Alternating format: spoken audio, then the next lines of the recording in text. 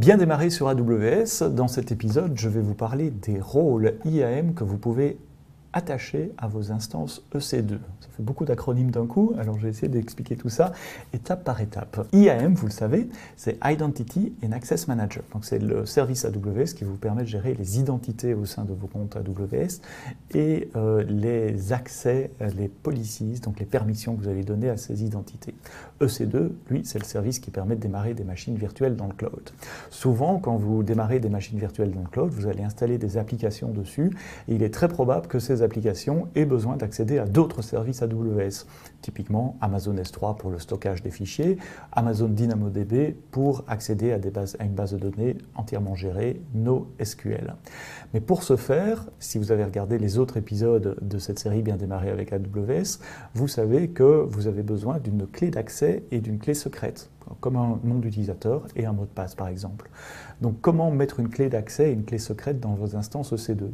Facile, vous allez me dire, vous créez un fichier de configuration pour votre application dans lequel vous allez mettre la clé d'accès et la clé secrète. Très mauvaise idée. Ne déployez jamais des mots de passe ou des secrets sur vos instances EC2. Vous vous exposez à la divulgation de ces secrets. Et puis, pensez au moment où vous allez faire une rotation de ces clés, par exemple. Si vous avez une politique qui dit que tous les 30 jours, les clés doivent être renouvelées, comment vous allez renouveler les instances, les clés secrètes sur toutes vos instances EC2, être certain de ne pas en oublier une, etc. C'est beaucoup de travail pour pas grand-chose.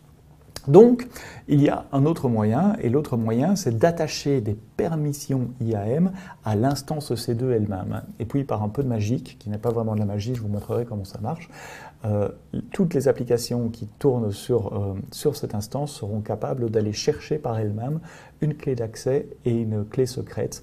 Et l'avantage de ces clés d'accès et ces clés secrètes, c'est qu'elles seront limitées de deux façons. Elles seront limitées dans le temps, elles sont valables pour un certain temps uniquement. Donc même si votre application va envoyer par email, par exemple, la clé secrète à quelqu'un d'autre, ce qui ne devrait pas arriver, mais sait-on jamais, cette clé sera limitée dans le temps, donc elle sera plus valide après 1 heure, et elle sera également limitée en permissions, c'est-à-dire dans les actions qu'on peut faire, elle n'aura que les permissions que vous aurez décidé de donner à cette clé.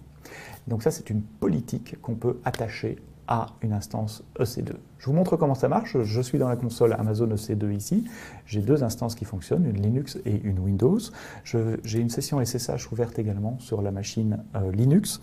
Et cette instance n'a aucune permission pour le moment. Donc si je tape AWS S3 LS, il me dit de faire un AWS configure pour rentrer une access key, une secret key qui lui permettra d'accéder à l'API d'Amazon S3. Et c'est évidemment pas ce que je veux faire. Donc ce que je vais faire ici, je vais attacher une instance, une politique à mon instance. Je fais bouton droit de la souris, paramètres de l'instance, attacher ou remplacer le rôle IAM. Ici, il n'y a aucun rôle, donc je vais créer un nouveau rôle IAM. Pour ce faire, je suis redirigé sur la console IAM, que je vais agrandir un tout petit peu pour vous, et je vais créer un rôle qui sera utilisable uniquement par le service EC2. Et donc le premier choix, c'est de dire que Amazon EC2 sera le service qui pourra utiliser ce rôle. Ensuite, quelles sont les permissions que je vais donner à ce rôle? Je peux créer n'importe quel type de permission, mais ici je vais utiliser des permissions déjà créées pour moi. Je vais dire S3 read only. Donc je pourrais lire S3, mais pas créer de fichier ou changer de fichier. Je vérifie si tout est bien, je donne un nom à mon rôle, démo par exemple, et je clique sur créer un rôle. Donc ça prend juste quelques secondes. Je devrais me retrouver immédiatement dans la console avec un rôle qui s'appelle démo. On voit bien, je fais beaucoup de démos, donc il y a beaucoup de démos. Voilà mon rôle.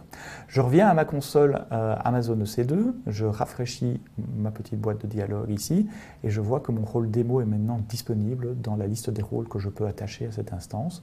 Je choisis le rôle démo et je fais appliquer, ce qui est quasiment instantané. À partir de ce moment-là, je reviens sur ma console de shell, je tape de nouveau AWS S3 LS, et vous voyez que la ligne de commande, et au fait n'importe quelle application qui utilise les SDK, a maintenant accès à une clé secrète et une clé secrète et une access key qui permettent d'accéder à S3. Alors je vous ai dit, il n'y a pas de magie, cette clé elle vient d'où? Elle vient d'un service de metadata qui peut être interroger depuis tous les process qui tournent sur la machine. Donc n'importe quelle application qui tourne sur cette machine aura accès à cette clé. Les SDK savent où aller la trouver, c'est pour ça que j'ai rien eu à configurer. Et la ligne de commande utilise les SDK et c'est pour ça que la ligne de commande, j'ai rien eu à configurer non plus. Tout est automatique. 169.254, c'est une adresse privée non routable qui donne accès aux métadonnées, par exemple la métadonnée IAM. Hop, vous faites latest et on voit qu'il y a un service qui s'appelle metadata. Je vais plus loin, je vais un coup dans IAM et là vous voyez qu'il y a un service qui s'appelle security credentials. Donc je vais taper security credentials et là on a mon rôle démo et puis slash, et vous voyez ici j'ai un token, j'ai une access key et j'ai une secret key. Donc il n'y a pas de magie, voilà comment ça marche avec les métadonnées.